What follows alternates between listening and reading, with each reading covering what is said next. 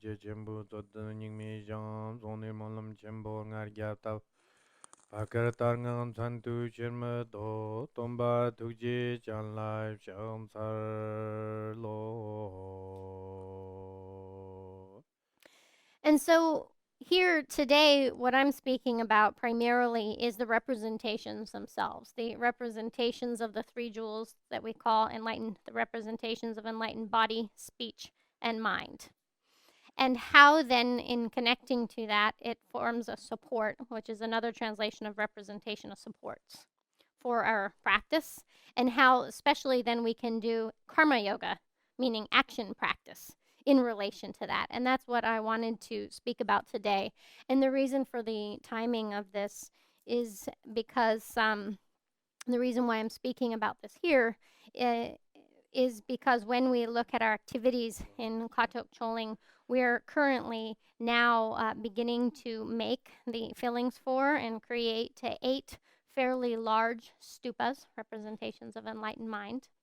And also we have some statues, quite a few statues, especially one very large Guru Rinpoche statue and other Shakyamuni statues and other statues, many different representations that need to be filled with the proper substances in the proper sequence.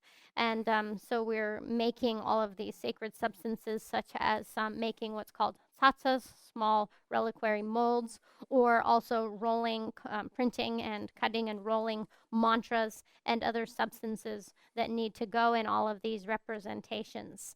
And we did start that filling process during Shedra when we had a large group of people here, and the people here on the land at Katog Retreat have continued to work on these fillings for the representations, but it simply is not going to be enough. And so we are asking that all the different groups across the country participate in the making of these representation substances for filling them. And that's why at this juncture, at this time, it seemed important to speak about what that is, representations themselves, and also then what is the benefits and what are the qualities that we derive, what is the reason for and value for our engaging in this activity. And so I know in America, if you do something, you really want to know why. So today I'm giving the answer as to why and the value and benefit to us as practitioners to participate in these activities. And so on the one hand, as I've already spoken about, then we can see that our whole practice through the whole course of our life is supported by our connection to and our reliance for our whole lives on the three jewels. And how that's our support. And then what represents that helps to deepen our reliance and support our practice. And so there's an enormous value to making these supports and to connecting to these supports. And if we understand the benefits and qualities that we personally gain by participating in this process, then that gives us an enthusiasm, a kind of joy, and an enthusiasm to participate in karma yoga action or activity practice. And enthusiasm is the definition of diligence. Diligence is defined as an enthusiasm for virtue. In the 6 perfections, then how much enthusiasm we have is how much we engage. So that's our diligence. And so in the paramitas of the 6, then the one that is called diligence is defined as being our inspiration for virtue. How much we're inspired. So it begins with our mind, and then that's, of course, what leads to the actions. And so if we study about what representations of the Buddha, Dharma, and Sangha are, and if we then make a connection and make offerings for them or help to participate in making them or any activity that supports then the process of bringing them about, then if we need enthusiasm for that, which is going to bring the diligent efforts necessary to make these supports and all the activities necessary. So then if we have enthusiasm for the action that we're engaging in, of course, then if we understand why we're engaging in that action, what's, the representation and what is the benefit of all of the activity of making it and so forth. And so that's the basis for our enthusiasm. And then when we go to engage in that, we begin by generating the awakened mind, the bodhicitta, and then we enthusiastically engage in whatever virtue we're accumulating in that participation, and then in the end we have our dedication. And so we have it's be positive and beneficial for us in the beginning, in the middle, and the end. It's a practice that we can engage in that will be of an enormous benefit and very enriching for us personally in terms of deepening our practice and so forth. It's a very special and unique method for gathering accumulations of merit and wisdom and purifying obscurations. And so it is a skillful method that we can participate in to do this on a unique and very vast scale. Oya tere matomo tarang na sosu kwerna chig tendi chig lirkan dona na lugnin takyo nendo kyo panamjin. Teni chig dancing lando kyo pandawo. Devjin to chig bar tendi nang lando kyo pandawo. Clips do kyo pandawo. Clips second way. Them. And so whether we're actually making a representation of enlightened body, speech, and mind, or a place for those to be, such as a temple, or connecting with them, they themselves then have an enormous power to affect our imbued with the blessings and power. And when we connect with that, we can gather accumulations and purify obscurations. And so gathering accumulations then means we accomplish more virtue, merit, and purifying obscurations. So we don't want to think of our work in relation to these representations as just ordinary work. Any way in which we connect to them is not ordinary. Whether we're building a stupa or working on those fillings for the stupa, or sponsoring and making donations for such a stupa, or engaging in giving our time and energy to help to serve the building of that with our devotion and our activities, then it greatly enhances the stupa being a representation of enlightened mind. Then that we're connecting with it with our ordinary mind, we're gathering and increasing our mental virtue and merit and purifying our mental obscurations. And so it directly correlates with our own process of purification and realization of our mind. And then when we connect with representations of speech in any way, whether sponsoring or making or taking care of or making a place for that, that then it directly correlates then with our ordinary speech and purifying of obscurations and gathering accumulations through our speech as we connect to and relate to, like printing mantras, rolling mantras, cutting mantras, or printing of texts, and so forth. All of those activities are then correlate to our ordinary speech, then connecting to enlightened speech. And then all representations of enlightened form in any way that we connect to that through our service, through a connection to it, through sponsoring it, whatever it is, then we're purifying our physical obscurations and gathering accumulations physically. And so we can see that as we connect to the qualities of enlightened body, speech, and mind, and the representations, those supports, that then we're also simultaneously refining our own body, speech, and mind, gathering accumulations, purifying obscurations physically, verbally, and mentally. And that's a very powerful form of practice. It has very highly effective. It's very potent. And we can see a long and rich historical reference to practitioners connecting in all these different ways and how that enhances their practice and is a support for their realization. And so we can see so many different stories then and historical references to that. For example, some of you are familiar with the old woman who became a Buddha because of her faith in a dog's tooth, which she thought was the Buddha's tooth. She became realized thinking that the dog's tooth was a Buddha's tooth. And so then it wasn't that the dog's tooth itself had blessings, but her faith of it as being a Buddha's tooth as was a support to her in her gathering of accumulations and prostrations and making offerings. And so then the blessings of the Buddha, then she got that through that. Or then, for example, then in Tibet, there are stories, for instance, of seeing the image of the Jowo on the water, or of the Jowo statue dissolving into the rock. Buddha, and so they call it the water Jowo and the rock Jowo. Jowo is a word for the Buddha. And And people go there and they do prostrations and they do kora and they make offerings, and it greatly enhances their experience and leads many to realize spiritual cities, spiritual accomplishments and realizations through that. And then there are stories of people who connect to representations, people being beings as well, that connect to representations that may have just a neutral motivation. They don't have a virtuous motivation or any intention whatsoever, but then due to making that connection, we can see to that then different stories. For example, there's a story of an insect that was crawling around a stupa, then clockwise, and it had water on it that was falling off, and so it made an water offering around the stupa. And then they say that then later on, even though that bug obviously had no intention then specifically, but through that offering, that imprinted in his mind. That offering.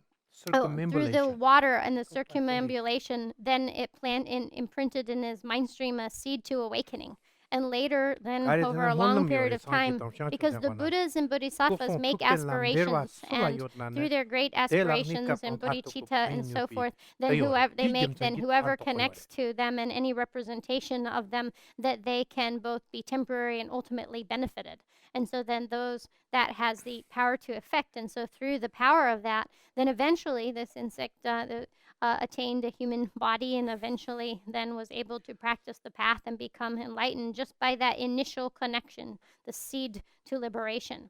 And you can see many different stories like this in the words of my perfect teacher, which I think many of you are familiar with. For example, there was one quite famous Buddhist sponsor, and he was obviously a human being and a sponsor, but then there's a story, well, how did he come to be in that position to make that connection and so forth? And apparently some 100 or 1,000 years before, he had been born as a pig, and it was a very hot day, and he went and rolled in the mud and was covered in mud and was near a stupa, and then went and scratched his side on the stupa, and there happened to be a crack in the stupa there, and then the mud fixed the crack. And so just by that pig's obviously neutral intention, it fixed the crack, and eventually then he became a Buddha, became a human and met a Buddha, and that seed to liberation had initially been imprinted in his mind stream.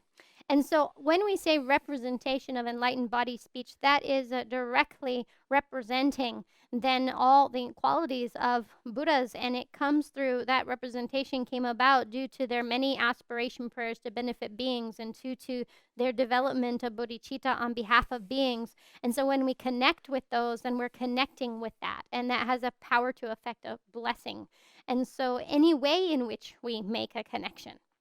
And so, for example, in Tibet, then everyone is always looking for an opportunity to sponsor or build or to participate in the erecting of any representation of enlightened body, speech, or mind, or temple to house them.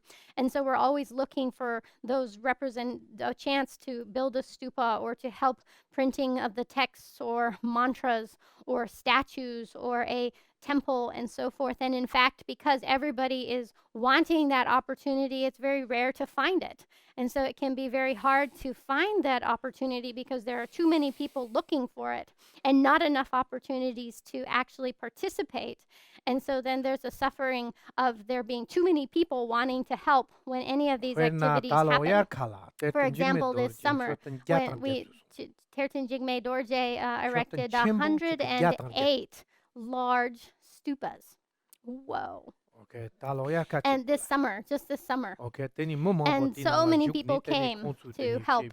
And so then that was how it was possible, because everybody wanted to participate, and they were very enthusiastic and had a lot of excitement for it.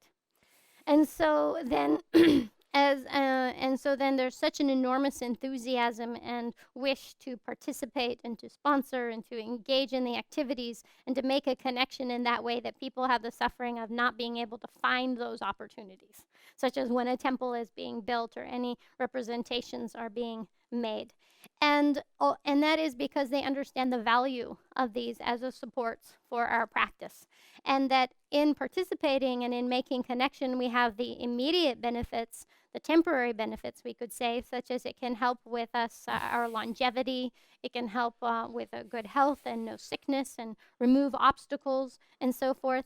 And then in terms of enriching our practice and realization, then it is a way for removing obstacles, inner obstacles, outer obstacles, secret obstacles. And so all of our connection to these supports then enhances and enriches our practice, and really then is a very special method for gathering accumulations and for purifying obscurations. And so a lot of times when people have a lot of obstacles and are having really big life challenges, they'll, if they engage in any of these kinds of activities with representations and so forth, they can almost immediately experience the effect, how it can bring a shift in their life and help them to overcome the challenges that they're facing. And so then, and also where there are representations of body, speech, and mind, then the Dharma is present. And where there, and we could say the Buddha's teachings are there. And when there are no supports, any representations of these at all, then the Buddha's teachings are not there, are not present there. And so they are the primary support that brings that presence and the support that we can rely on. And also then they're the supports that hold the teachings, the legacy of the Buddha for future generations, so that in the future when those to come also can connect to that. That connection is through and representations of enlightened body, speech, and mind. And so in any way that we connect to these and support and make a connection, then is a practice. It's a component of our practice. It is a virtue. And so then, of course, if we are an individual that has no interest and it doesn't inspire us, no one's saying you have to make a connection or you have to get involved in these projects. Rinpoche said, I am not insisting that everybody participate in the projects that we're currently engaging in here. But I know there are several hundred of you watching this, and if you do have enthusiasm and if you have a joyful wish to participate, then please help and participate in this special opportunity for making this connection to representations of our refuge of the Buddha, Dharma, and Sangha, and it will enrich your practice and deepen your practice. And I think that invariably you'll experience all kinds of benefits, because they say these representations, whoever sees them, whoever hears about them, whoever touches them, that they're benefited from that. And in fact, there's a saying, liberation through seeing, liberation through touching, liberation through hearing. And that is because it is a support upon which beings can derive both temporary and long-term benefit. And even animals, as we can see through these stories, can be benefited from that. And so then, therefore, if any of you are enthusiastic and would like to participate in these, as much as you participate, I think you will derive that much benefit. But of course, if you are not enthusiastic and not interested, no one is insisting that you must do anything or make any connection. You're welcome to just spend your time and money at the bar or going out to movies or doing other things. But if you are interested, this is a very special project and a very special opportunity, and I want to make it available to everyone, because this is the only time we'll ever do this. This is the one time in our life where we have this opportunity, because right now we're building this Dharma Center. And then also I plan on trying to make enough fillings so that everybody's personal statues and their personal shrines and so forth can be also filled and consecrated. Later we'll do a big consecration so that we all have then our filled and consecrated representations. So this is for all of us. So then please everybody think about it. This is our one opportunity. We won't be doing this forever. It's just now. This is the time. And then